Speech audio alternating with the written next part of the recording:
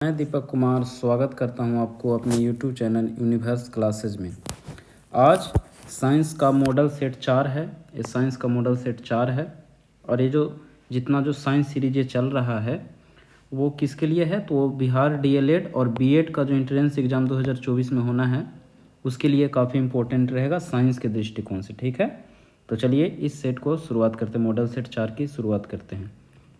पहला क्वेश्चन आ गया हमारे पास कि दाब बढ़ाने से किसी द्रव का क्वथनांक, दाब बढ़ाने से किसी दाब बढ़ाते तो उसका द्रव का क्वथनांक क्या होगा। तो देखिए दाब जो होता है वो क्वथनांक का डायरेक्टली प्रोपोर्शनल होता है, अर्थात समानुपाती होता है। दाब क्वथनांक क्या होता है, तो डायरेक्टली प्रोपोर्शनल होता है, अर्थात जब आप दाब को बढ़ाइएगा तो क्वथनांक भी बढ़ेगा। ठीक है, लेकिन दाब को घटाइएगा तो क्वथनांक भी क्या हो जाएगा, घट जाएगा। तो यहाँ पे प्रश्न बोल रहा है कि दाब बढ़ाने से किसी द्रव का क्वथनांक क्या हो जाएगा। तो दाब बढ़ रहा है, दाब देखिए यहाँ पे बढ़ रहा है तो क्वथनांक भी क्या होगा, तो बढ़ेगा। तो क्वथनांक भी क्या हो जाएगा, बढ़ेगा। तो 52 का बी आंसर हो जाएगा, बढ़ेगा आंसर हो जाएगा। ठीक है, अगले प्रश्न की ओर चलिए। अगला प्रश्न है कि जब कुएं से पानी की बाल्टी को ऊपर खींचते हैं तो हमें महसूस होता है, जैसे आप कुआं से पानी की बाल्टी अगर आप ऊपर खींचते हैं तो हमें क्या महसूस होता है। जैसे देखिए इस पर ऑप्शन पढ़िए, पानी की सतह से ऊपर भारी हो गई है, पानी की सतह से ऊपर हल्की हो गई है, पानी से बाहर आकर स्थिरता खो बैठती है, पानी से बाहर आकर उसके द्रव्यमान में प्राप्ति हुई है। देखिए एक इसका कॉन्सेप्ट थोड़ा सा समझ लीजिए। इसका कॉन्सेप्ट है, मान लीजिए कि ये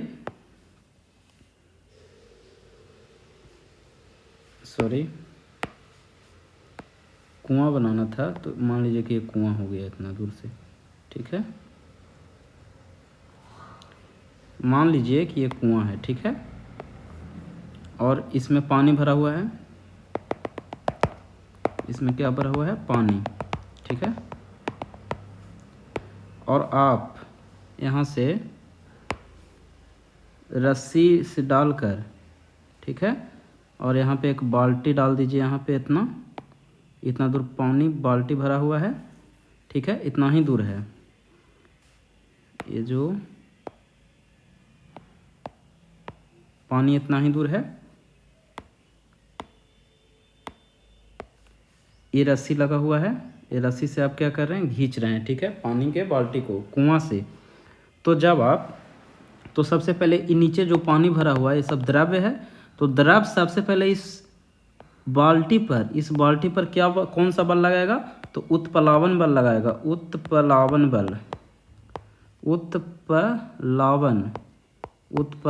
बल। ठीक है, उत्प्लावन बल लगाएगा, और उत्प्लावन बल किस सिद्धांत पे कार्य करता है, तो आर्किमिडीज के सिद्धांत पे कार्य करता है। आर्किमिडीज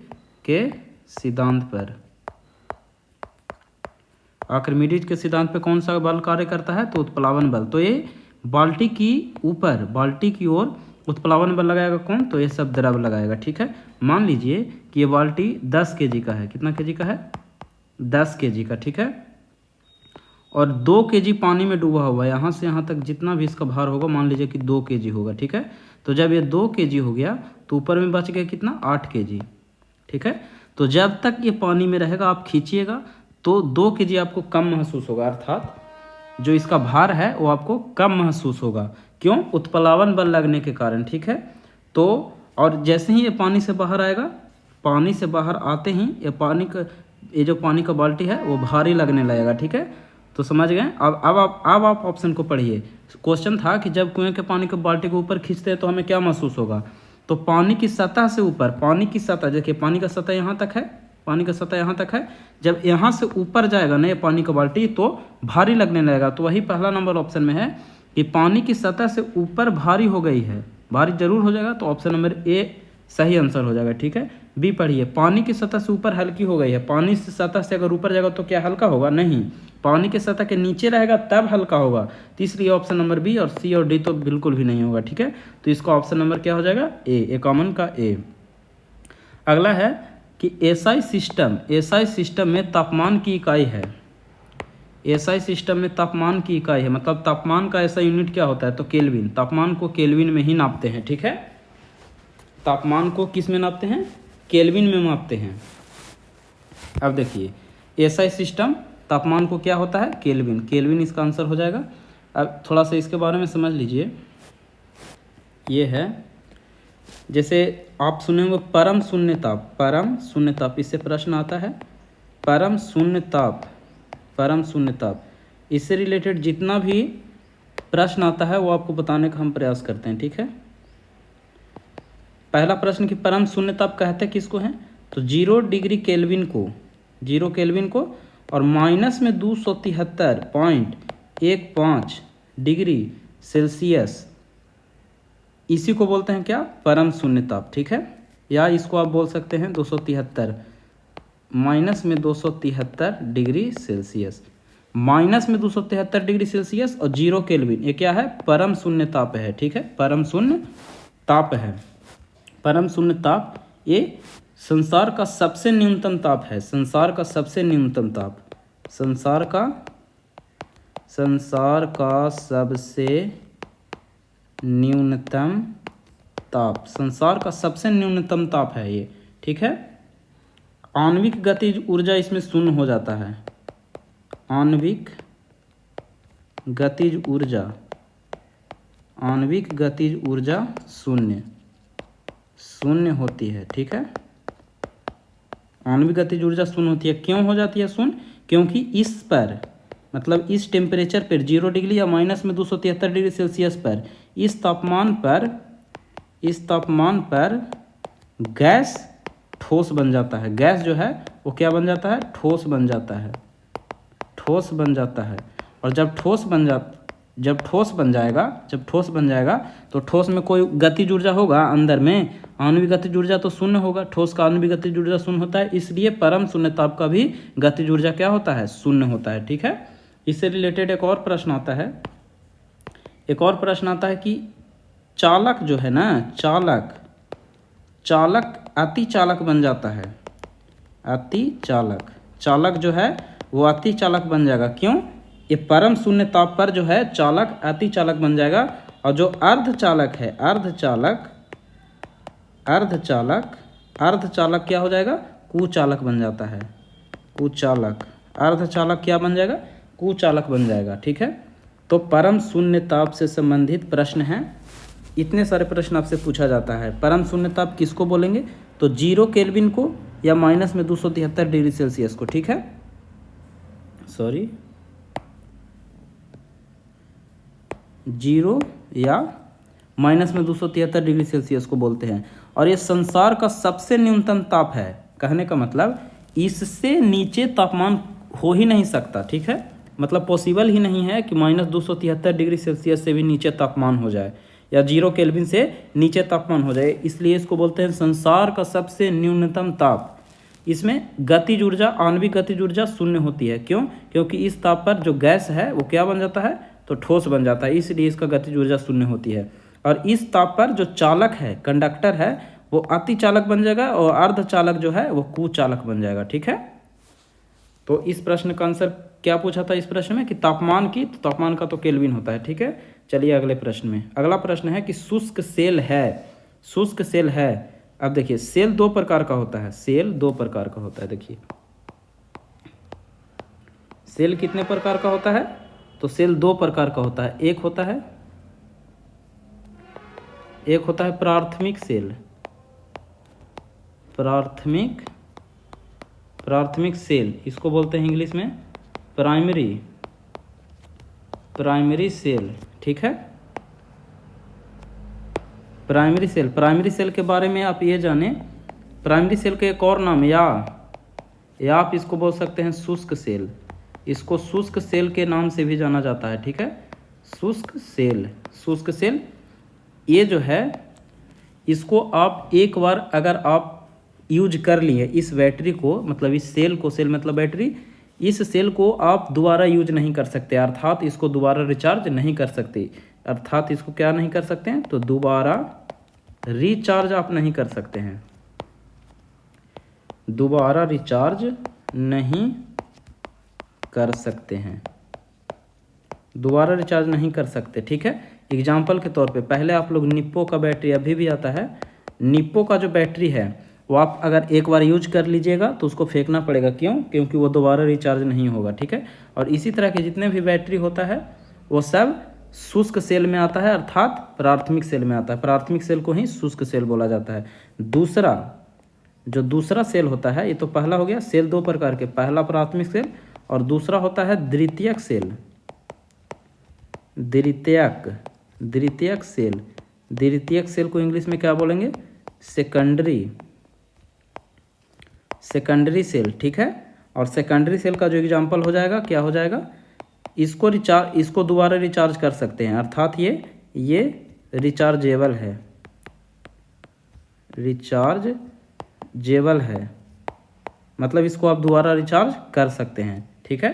तो आप लोग जितना भी घर में जो बैटरा होता है, अर्थात जो इन्वर्टर के साथ लगा होता है, वो उसको दोबारा आप रिचार्ज करते हैं, इसलिए वो किस सेल में आ जाएगा? तो द्वितीयक सेल में आ जाएगा, ठीक है। और प्राथमिक सेल को एक और नाम से जाना जाता है, शुष्क सेल।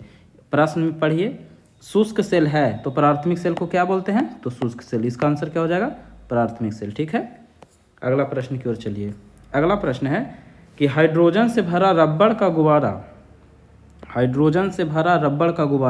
है जो हाइड्रोजन गैस भरा हुआ है उसमें, ठीक है, वायु में ऊपर जाकर फट जाता है। क्योंकि जैसे देखिए, इसका वायु दाब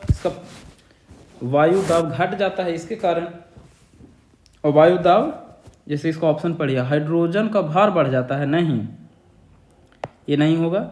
वायु दाब बढ़ जाता नहीं, वायु दाब घट जाता है, जो ऑप्शन नंबर डी में है। देखिए डी में वायु दाब घट जाता है, इसके कारण ये फट जाता है। जैसे देखिए, जैसे ऊंचाई पे जाने पर, ऊंचाई पे अगर आप जाइएगा, मतलब ऊंचाई को बढ़ाइएगा, तो वायु दाब क्या होगा?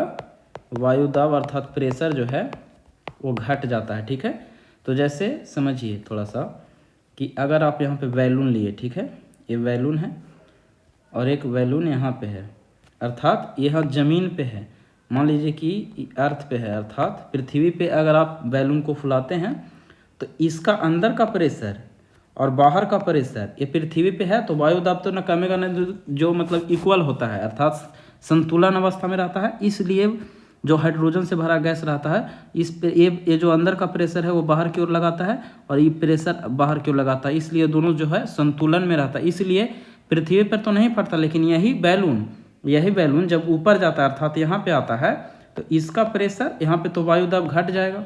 वायु दाब क्या होगा? घट जाएगा, और ये इसका बढ़ता चला जाएगा, ठीक है। मतलब यहाँ पे बढ़ता नहीं चला जाएगा, इसका प्रेशर जो है जो घट जाएगा। ऊंचाई बढ़ने पर वायु दाब क्या होता है? घटता है, ठीक है। तो जब इसका घट जाएगा और अंदर का प्रेशर उतना ही है, तो ये जो अंदर का प्रेशर है वो इधर की ओर लगाएगा और ये घट जाएगा, अर्थात यहाँ पे संतुलन नहीं होगा, और यहाँ पे तो संतुलन हो जाएगा, बराबर रहेगा, इसलिए यहाँ पे क्या हो जाता है? फट जाता है, ठीक है। तो आप समझ पाए होंगे कि हाइड्रोजन से भरा गुब्बारा ऊपर जाने पर क्यों फट जाता है? क्योंकि उसका वायु दाब घट जाता है, प्रेशर घट जाता है, इसलिए फट जाता है, ठीक है। उम्मीद है कि आप समझे होंगे। अगला प्रश्न की ओर चलिए। अगला प्रश्न कि कोणीय विस्थापन का मात्रक क्या होता है? कोणीय विस्थापन का मात्रक क्या होता है? देखिए, आप कोणीय विस्थापन के बारे में थोड़ा सा समझिए। कोणीय विस्थापन दो प्रकार का होता है। विस्थापन कितना प्रकार का होता है? तो विस्थापन दो प्रकार का होता है, ठीक है। विस्थापन दो प्रकार का होगा। विस्थापन होता है एक रैखिक विस्थापन, और एक होता है कोणीय विस्थापन, ठीक है। कोणीय विस्थापन, रैखिक विस्थापन जो दम सीधे चले, इसको किस चीज़ में आप मापिएगा? तो इसको मापिएगा यहाँ से यहाँ तक में मीटर में, कि इतना मीटर विस्थापन हुआ। लेकिन वही अगर कोणीय विस्थापन, जैसे यहाँ पे एक कोण के थ्रू लेते हैं कि यहाँ पे एक सेंटर हो गया, और यहाँ से अगर आप किसी चीज़ को कोण बनाते हैं, तो ये कोण जो है वो कोणीय विस्थापन हुआ। और ये कोण को हम लोग रेडियन में मापते हैं। किस चीज़ में मापते हैं? रेडियन में। इसको किस चीज़ में हम लोग मापेंगे? तो रेडियन में। इसका मात्रक क्या हो जाएगा? कोणीय विस्थापन का मात्रक रेडियन, ठीक है। और इसका जो हो जाएगा क्या हो जाएगा? मीटर। इसको मीटर में मापेंगे, ठीक है। और रेडियन का देखिए, रेडियन जैसे यहाँ पर लिख देते हैं, समतल कोण को इंग्लिश में प्लेन एंगल बोलेंगे। इसका जो एसआई मात्रक होता है रेडियन होता है। समतल कोण का रेडियन और घन कोण सॉलिड एंगल, घन कोण को स्टेरेडियन से मापते हैं,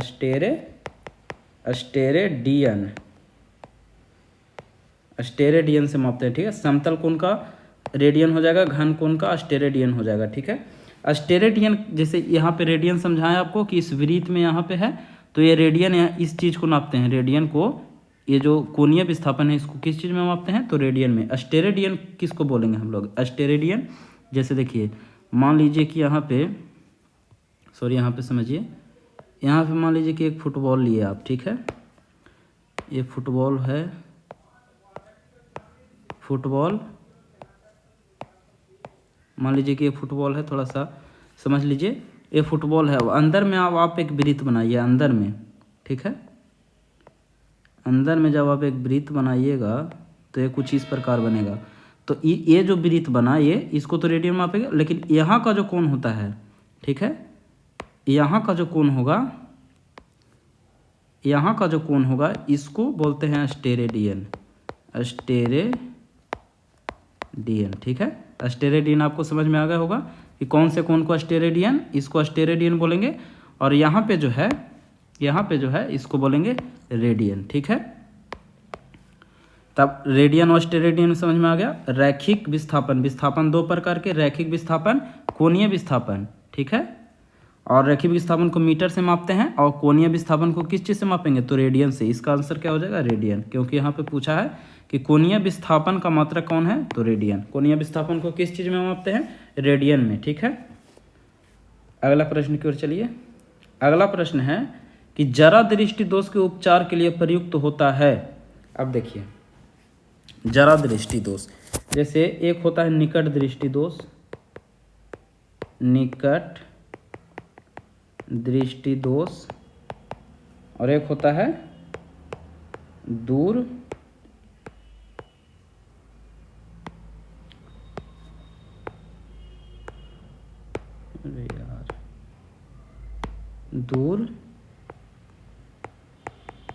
दूर दृष्टि दोष। एक निकट दृष्टि दोष, दूर दृष्टि दोष, ठीक है।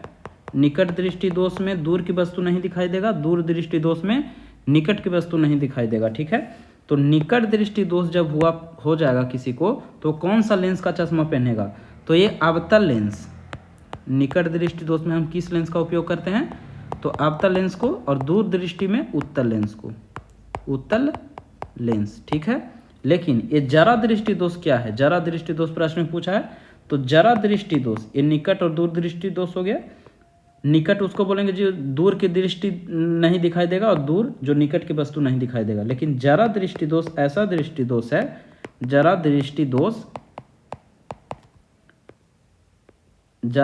दोष ये ऐसा है जिसमें इसको में न निकट की वस्तु दिखाई पड़ती है, मतलब इसको निकट दृष्टि दोष भी हो जाता है, दूर दृष्टि दोष भी हो जाता है। दूर निकट की भी वस्तु दिखाई नहीं पड़ती है, और दूर की भी वस्तु दिखाई नहीं पड़ती है, इसलिए इसको निकट दृष्टि दोष में अवतल लेंस, ऊपर में लिखा हुआ है कि निकट दृष्टि दोष में अवतल लेंस, और दूर दृष्टि दोष में उत्तल लेंस, उत्तल लेंस। मतलब जरा दृष्टि दोष ऐसा दोष है जो दोनों चीज नहीं दिखाई देगा, मतलब निकट का भी नहीं दिखाई देगा, दूर का भी नहीं दिखाई देगा। तो इसके लिए ये दोनों लेंस की आवश्यकता पड़ती है उसको, ठीक है। और ये ज़्यादातर बुढ़ापा में होता है, ये ज़्यादातर बुढ़ापा में होता है ये बीमारी।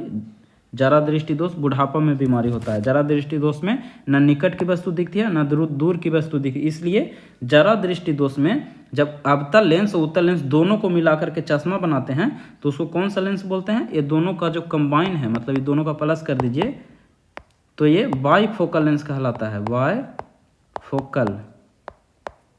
Bifocal lens. तो जरा दृष्टि दोष में किसका उपयोग करेंगे हम लोग, बाईफोकल लेंस का, जो कि ऑप्शन नंबर किस में है, डी में। जरा दृष्टि दोष में बाईफोकल लेंस का उपयोग करेंगे, ठीक है। अगले प्रश्न की ओर चलिए। अगला प्रश्न है कि एक लिफ्ट में किसी व्यक्ति का प्रत्यक्ष भार से कम होता है जब लिफ्ट जा रही हो, ठीक है। लिफ्ट का प्रश्न पूछा जाता है, तो देखिए जैसे यहाँ पे हम लिख देते हैं थोड़ा सा कि जब जब लिफ्ट नीचे से नीचे की ओर जाएगी, नीचे या तो फिर नीचे से ऊपर की ओर जाएगी, ऊपर की ओर, जब लिफ्ट नीचे से ऊपर की ओर आप जा रहे हैं, लिफ्ट से आप जब आप ऊपर की ओर जाइएगा तो जाएगी तो आभासी भार,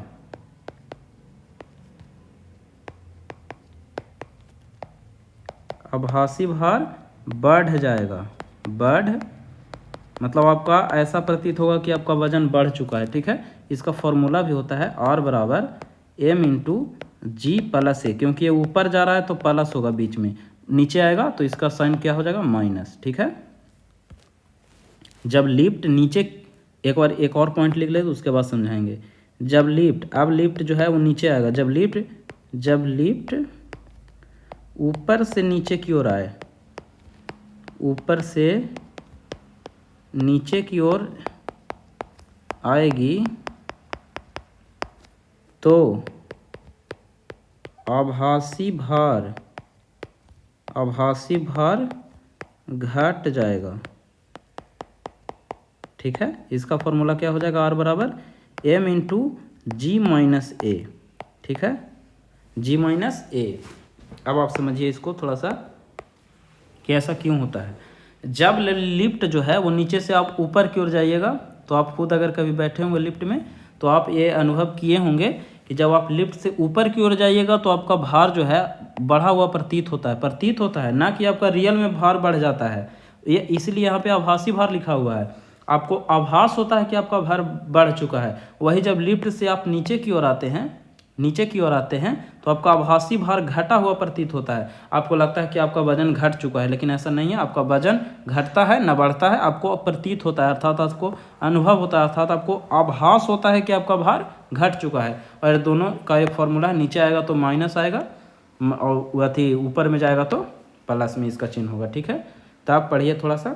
जब लिफ्ट में किसी व्यक्ति का प्रत्यक्ष भार से कम होता है, मतलब इसको कम प्रतीत हो रहा है, एक कब होगा, जब त्वरण के साथ कहाँ पे जाएगा, नीचे जाते हैं तब ना, नीचे जाते हैं तब, त्वरण के साथ नीचे जाइएगा तो आपका भार कमा हुआ प्रतीत होगा, ऊपर जाइएगा तो बढ़ा हुआ प्रतीत होता है, ठीक है। तो चलिए अब अगले प्रश्न की ओर चलते हैं। इसको उम्मीद है कि समझ गए होंगे आप लोग। अगला प्रश्न है, रडार का प्रयोग किस लिए किया जाता है। तो ये पहचान के लिए किया जाता है और ऊर्जा को पता लगाने के लिए रडार का उपयोग। तो पढ़िए, निम्न पनडुब्बियों का पता लगाने में नहीं, रेडियो रिसीवर के सिग्नल से नहीं, दूरस्थ वस्तुओं की पहचान करना जी, और उसका ऊर्जा पता लगाना। तो इसका ऑप्शन क्या हो जाएगा, सी आंसर हो जाएगा, सी, ठीक है। रडार का उपयोग इसके लिए किया जाता है, आप डायरेक्ट याद कर लेंगे इसका उपयोग। अगला प्रश्न है, इंद्रधनुष किस कारण से बनता है। तो इंद्रधनुष बनता है अपवर्तन और परावर्तन से, अपवर्तन और परावर्तन ऑप्शन नंबर डी में है, अपवर्तन और परावर्तन से बनता है। इंद्रधनुष परावर्तन और अपवर्तन से बनता है, ठीक है। इंद्रधनुष कब बनता है, इंद्रधनुष बरसात के तुरंत बाद बनता है, बरसात के तुरंत बाद, और सूर्य के विपरीत, जिधर सूर्य रहेगा उसके विपरीत, सूर्य के किरण के विपरीत, सूर्य के विपरीत बनता है, ठीक है। समझ में आ चुका है। इंद्रधनुष बरसात होगा उसके तुरंत बाद बनता है, और सूर्य जिधर रहेगा उसके विपरीत, मतलब अपोजिट साइड में बनता है, ठीक है। और ये जो प्रकीर्णन है, प्रकीर्णन से, जैसे यहाँ पे प्रकीर्णन है, तो प्रकीर्णन से तारा टिमटिमाता है। तारा टिमटिमाता है किसके कारण, तारों का टिमटिमाना, तारों का टिमटिमाना किसके कारण, तो प्रकीर्णन के कारण, ठीक है। प्रकीर्णन के कारण क्या होता है, तारा टिमटिमाता है। प्रकीर्णन क्या है, जैसे देखिए यहाँ से मान लीजिए कि कोई प्रकाश आया और यहाँ पे कोई वस्तु रखा हुआ है, ठीक है, यहाँ पे वस्तु रखा हुआ है, तो ये परावर्तन हो जाएगा, अर्थात इस दिशा में चला जाएगा। और जब इस दिशा में गया तो यहाँ पे भी कोई वस्तु मिल गया तो फिर इधर साइड में रिफ्लेक्ट हो जाएगा, और यहाँ पे भी अगर मिल गया तो इधर में रिफ्लेक्ट हो जाएगा, ठीक है। तो इसी तरह से मतलब क्या बोलते हैं, प्रकाश जो है इधर उधर करते रहता है, फिर यहाँ पे आ जाएगा तो इधर चला जाएगा। तो इसी तरह से इसी को प्रकीर्णन कहते हैं। इसी को क्या कहते हैं, प्रकीर्णन। यही घटना क्या कहलाती है, प्रकीर्णन। और इसी चलते तारा जो है वो टिमटिमाता हुआ नजर आता है हमको। क्यों, तारा असली में टिमटिमाता नहीं है, क्योंकि तारा प्रकीर्णन के कारण टिमटिमाता हुआ नजर आता है। ठीक है, तो इसका प्रश्न का तो आंसर हो चुका है। चलिए अब अगले प्रश्न की ओर। अगला प्रश्न है कि ध्वनि के किस लक्षण के कारण कोई ध्वनि मोटी या पतली, मोटा या पतला जब भी बोलेगा ये तरत्व के कारण होता है। ठीक है, इसका आंसर तरत्व हो जाएगा। तरत्व के कारण किसी व्यक्ति का जो है मोटा या पतला आवाज होता है। ठीक है, अगला प्रश्न है ल्यूमेन एकक, एकक बोलिए, इसको इकाई बोलिए, ल्यूमेन इकाई, ल्यूमेन इकाई है, एकक नहीं होगा। ल्यूमेन इकाई किसका है, मतलब ल्यूमेन किसका इकाई होता है, तो ये होता है ज्योति फ्लक्स का, ज्योति फ्लक्स का। अब देखिए यहाँ पे फ्लक्स क्या है, फ्लक्स के बारे में समझिए। जैसे देखिए मान लीजिए कि ये चुंबक है, चुंबक है, तो इधर हो जाएगा नॉर्थ पोल, इधर हो जाएगा साउथ पोल। ठीक है, तो इससे जितनी भी चुंबकीय रेखाएं निकलती है, ठीक है, इससे जितनी भी चुंबकीय रेखाएं निकलेगी, जितनी भी चुंबकीय रेखाएं निकलेगी,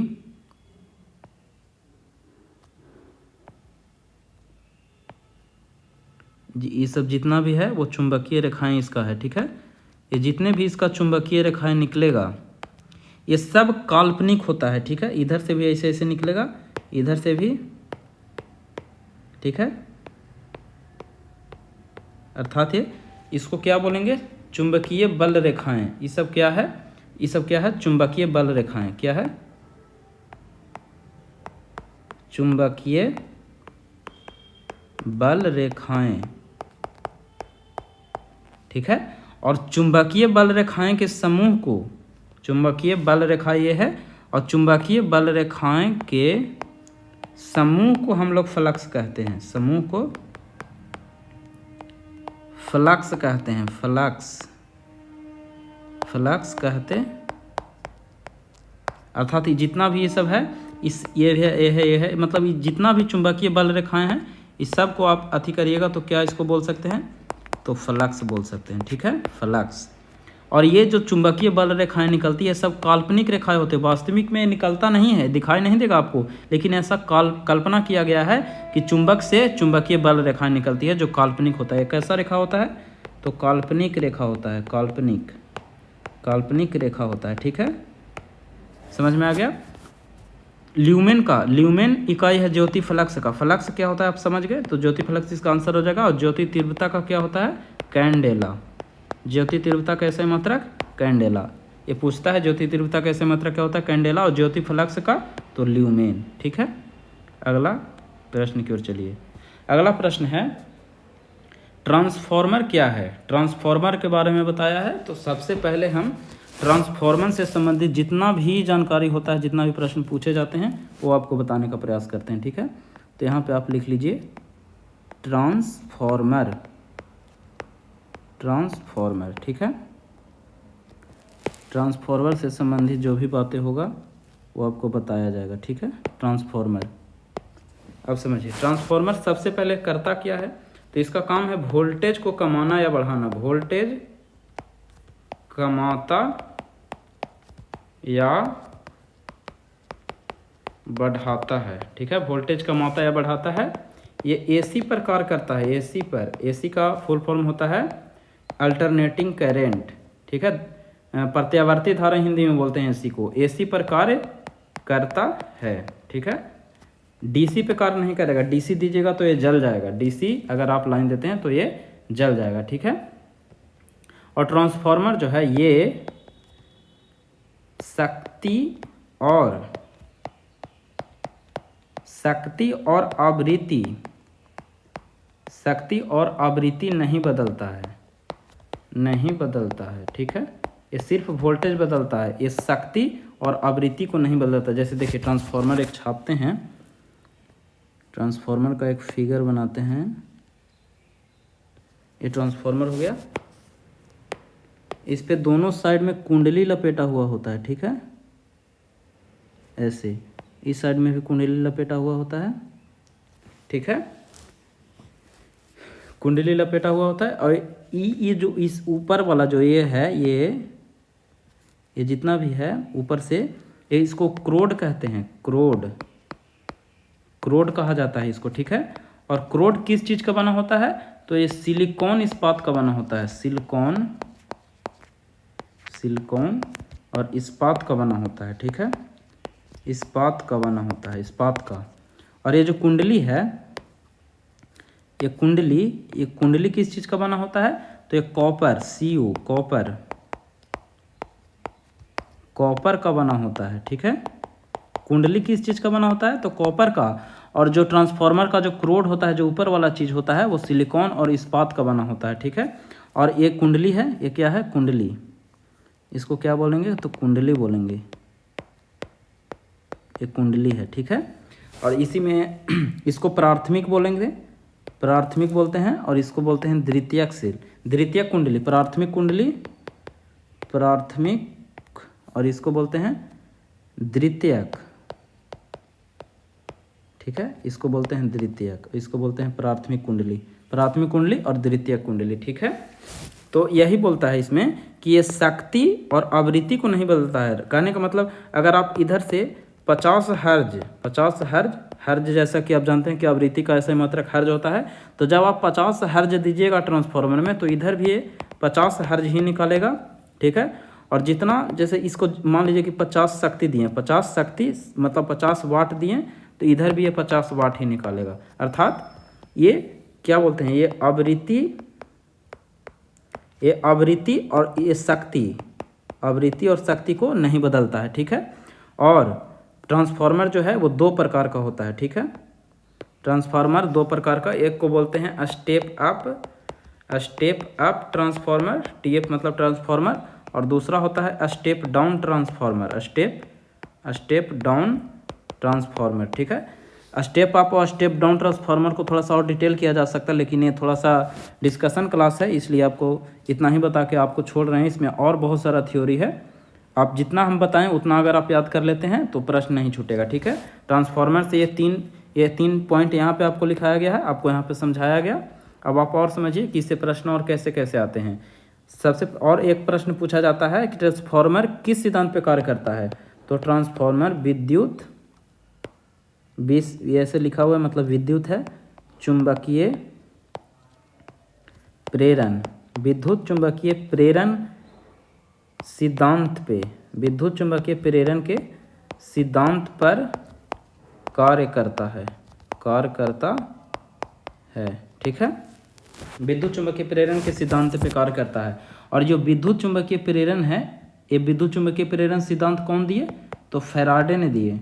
कौन दिए? फैराडे ने ये सिद्धांत दिया था, ठीक है। फैराडे की वजह से ही हम लोग आज इलेक्ट्रिसिटी का उपयोग कर पाते हैं। तो जितना भी हम लोग लाइन से जितना भी बल्ब ये सब जला रहे हैं, ये फैराडे का ही देन है, ठीक है। विद्युत चुंबकीय प्रेरण के सिद्धांत पे कौन कार्य करता है? तो ट्रांसफार्मर। अगर ऑप्शन में विद्युत चुंबकीय प्रेरण ना दिया रहे तो अन्योन प्रेरण भी इसका आंसर हो सकता है। अन्योन प्रेरण, अगर अन्योन प्रेरण भी नहीं दिया रहे तो स्वप्रेरण आपको मानना है। स्वप्रेरण के सिद्धांत पे कार्य करता है, ठीक है। लेकिन अगर ऑप्शन में विद्युत चुंबकीय प्रेरण, अर्थात ये फर्स्ट आंसर होगा, ये सेकेंड आंसर होगा, ये थर्ड आंसर होगा, ठीक है। थर्ड आंसर कहने का मतलब अगर ये दोनों ना दिया रहे तब तीसरा ऑप्शन है कि आप स्वप्रेरण आंसर मार सकते हैं। अगर तीनों दिया रहे तो फर्स्ट आंसर कौन होगा? तो विद्युत चुंबकीय प्रेरण। उम्मीद है कि आप समझे होंगे, ठीक है। तो इससे, और ये डीसी देने पर क्या होता है? जल जाता है। तो ये ट्रांसफार्मर से संबंधित इतनी सारी बातें थी। तो यहाँ पे प्रश्न पूछा कि ट्रांसफार्मर क्या है? डीसी को एसी में परिवर्तित करता है? नहीं। एसी वोल्टता को घटाने और बढ़ाने में प्रयुक्त होता है? तो जी। मतलब कहने का मतलब एसी वोल्टता को, मतलब यहाँ पे हम लिखा है एक पॉइंट कि वोल्टेज कमाता या बढ़ाता है, वोल्टेज कमाता या बढ़ाता है, तो इसलिए ऑप्शन नंबर बी हो जाएगा। मतलब ये घटाता भी है और बढ़ाता भी है, ठीक है। ऑप्शन नंबर बी इसका आंसर हो जाएगा 61 का। अगला प्रश्न पे चलिए। अगला प्रश्न है कि धूप के चश्मे की क्षमता क्या होता है? तो धूप चश्मा जो धूप से बचने के लिए लगाया जाता है, तो वो कोई पावर का नहीं होता है। अर्थात यहाँ पे देखिए, लेंस की क्षमता लेंस की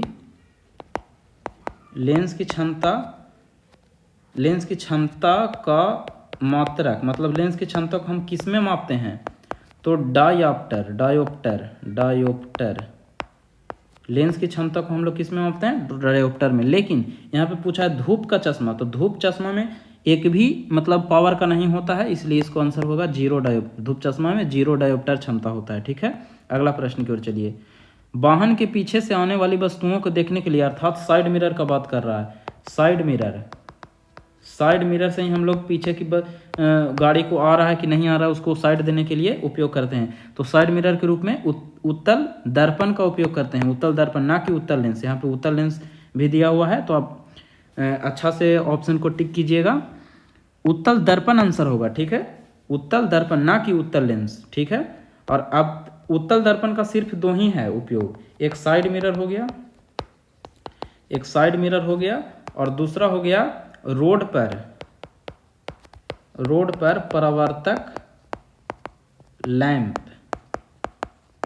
में। ठीक है, सिर्फ ये दोनों चीज में ही उत्तल दर्पण का उपयोग होता है, बाकी सभी जगह अवतल दर्पण का उपयोग होता है। अगर ये दोनों मिले तब आप मारिए उत्तल, अगर ये दोनों नहीं है तो आप अवतल दर्पण मार सकते हैं आंसर। ठीक है, तो इसका आंसर क्या हो जाएगा, सी, उत्तल दर्पण। अगला प्रश्न की ओर चलिए। तो अगला प्रश्न मतलब खत्म हो चुका है, आज का क्लास खत्म हो चुका है। तो चलिए अब हम लोग शॉर्ट रिवीजन कर लेते हैं। पहला प्रश्न था कि दाब बढ़ाने से किसी द्रव का क्वथनांक क्या होगा, तो दाब जो है वो क्वथनांक का समानुपाती होता है, अर्थात दाब बढ़ाएंगे तो क्वथनांक भी बढ़ेगा और दाब घटाएंगे तो क्वथनांक भी घटेगा। तो इसका नाम आंसर, बढ़ा रहे हैं दाब तो इसका भी बढ़ेगा। अगला प्रश्न था कि जब कुएं से पानी को खींचते हैं तो इसको हम अच्छा से एक्सप्लेन किए, इसका आंसर ये हो जाएगा पानी की सतह से ऊपर भारी हो जाता है। एसआई सिस्टम में तापमान को केल्विन से मापते हैं। और इससे संबंधित जितना भी ये बात बताए हैं परम शून्य ताप काफ़ी इंपॉर्टेंट है, आप याद कर लीजिएगा। शुष्क सेल, प्राथमिक सेल को ही शुष्क सेल कहते हैं, ये रिचार्जेबल नहीं होता है। ठीक है, ये शुष्क होता है। सेल के बारे में बताएं। हाइड्रोजन से भरा रबड़ का गुब्बारा फट जाता है क्योंकि वायु दाब घट जाता है। अगला प्रश्न था कि कोणीय विस्थापन को रेडियन में और रेखीय विस्थापन को मीटर में मापते हैं। जरा दृष्टि दोष में दोनों दूर और निकट दोनों की वस्तु नहीं दिखाई देती, इसलिए इसको बाइफोकल लेंस का उपयोग करते हैं, अर्थात उत्तल और अवतल दोनों लेंस का प्रयोग करते हैं।